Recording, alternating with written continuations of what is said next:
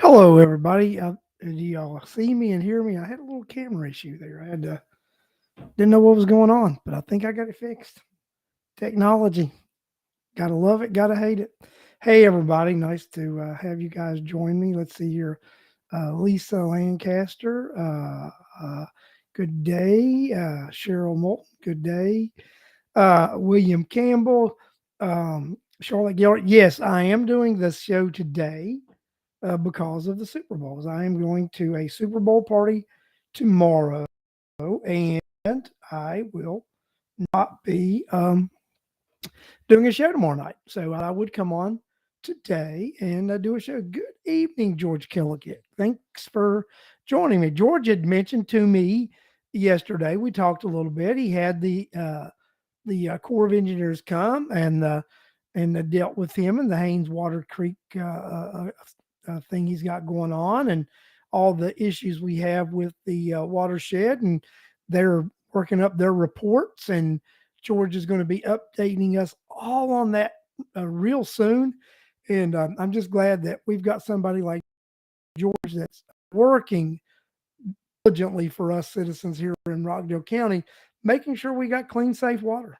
Because without clean, safe water, it really impacts your community, and it'll limit your ability to do things. So we're glad to have George Check working hard for each and every one of us.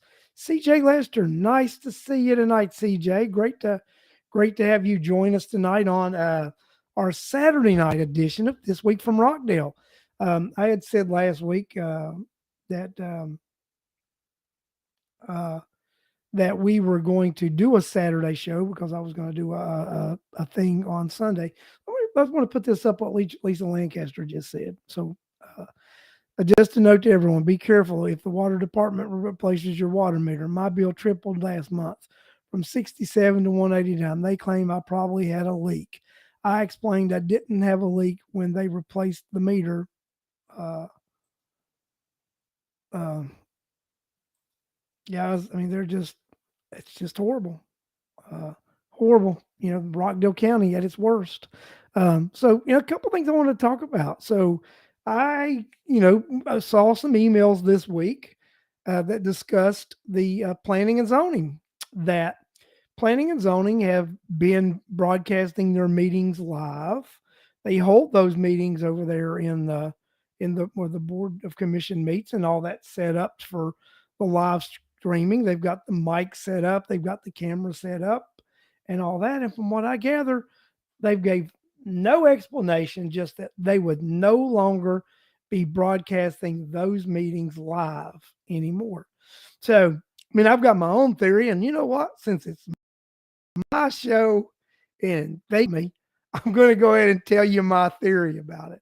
Hello, Angela Esparro. Had nice to have you on the show, and thank Angela and Jill from I did. I heard they did a great presentation talking about what's going on in the school system and alerting people. And good job on for you and Jill doing that. Thanks a lot. But let me get back over here to where I think Board of Commission doesn't want to broadcast planning and zoning meetings.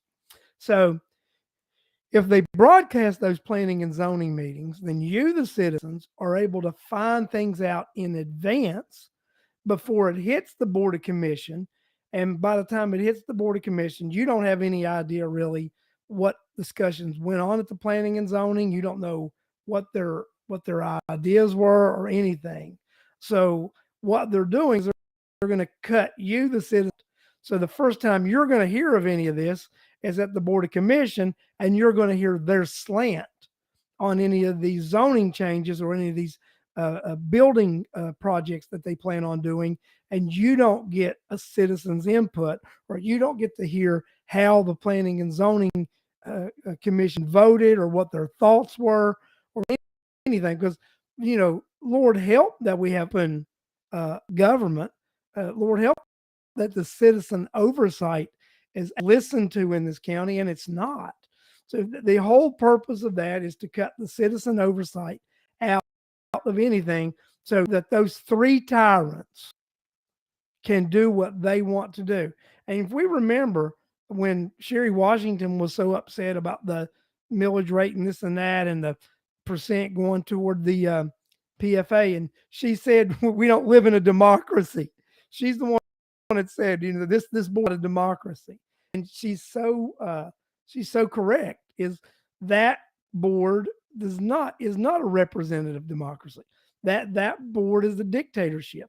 They're elected by a group of citizens, and then they're said, okay, now you've elected us. Just we'll do what we want to do, and if we want your input, we'll ask you, but we probably won't.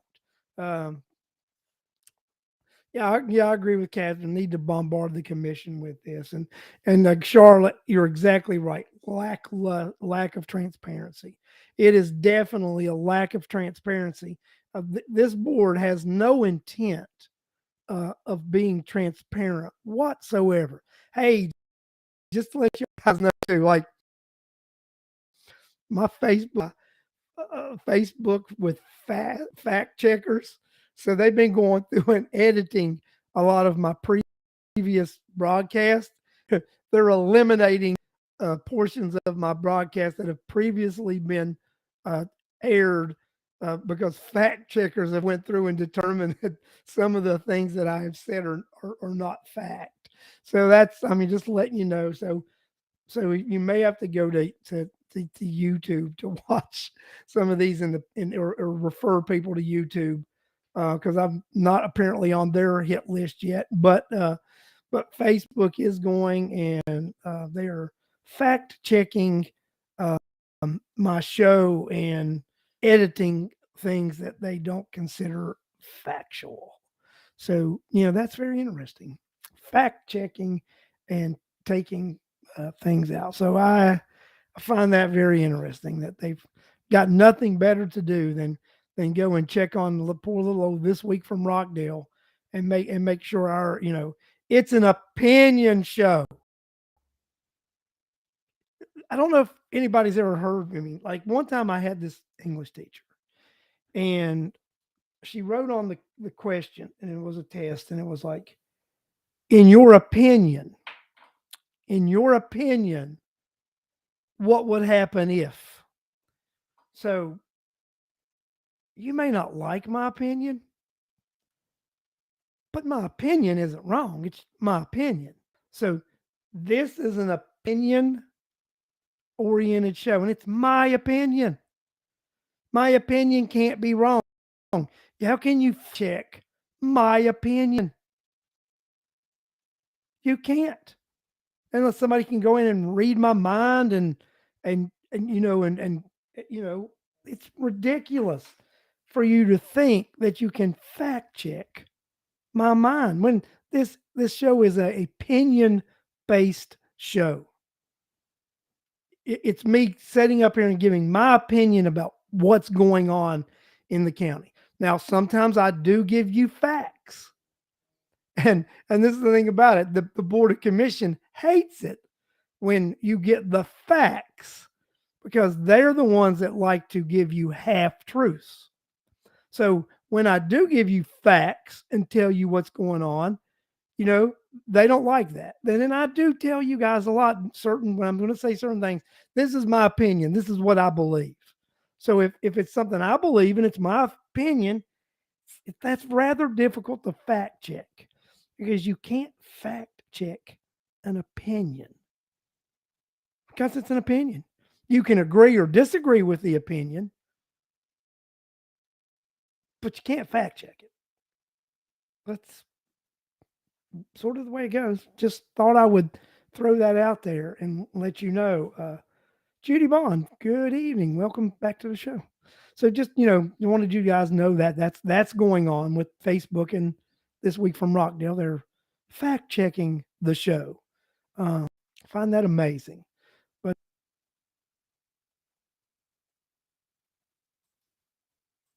it's an algorithm. Yeah, Cheryl. I know it's an algorithm. I like to make fun of of of that kind of stuff. So it's an algorithm, but the fact that my little show, we had never been that. So that means somebody's reported us. So I had never had those issues before until this last 2 or 3 weeks. So apparently when I came back and started when Al and I did the show a few weeks ago, and we broadcast on all of our channels. We talked about the courthouse. So apparently, I irritated some people, and it could have been when I called some of them criminals. And I talked about dark money, and I talked about and that's a fact. So the dark money thing on the SPLOS campaign is a fact because there was an investigation done, but both entities said the other one had the authority to do the investigation, and so they stopped the investigation.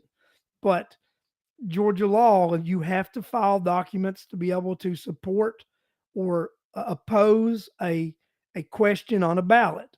The Rockdale voter filed the proper paperwork, filed the proper financial disclosures, and those folks that were no people did not. And Fred Straub and Doug Smith, you were two of the individuals. You handed out signs. I know you went and picked the signs up.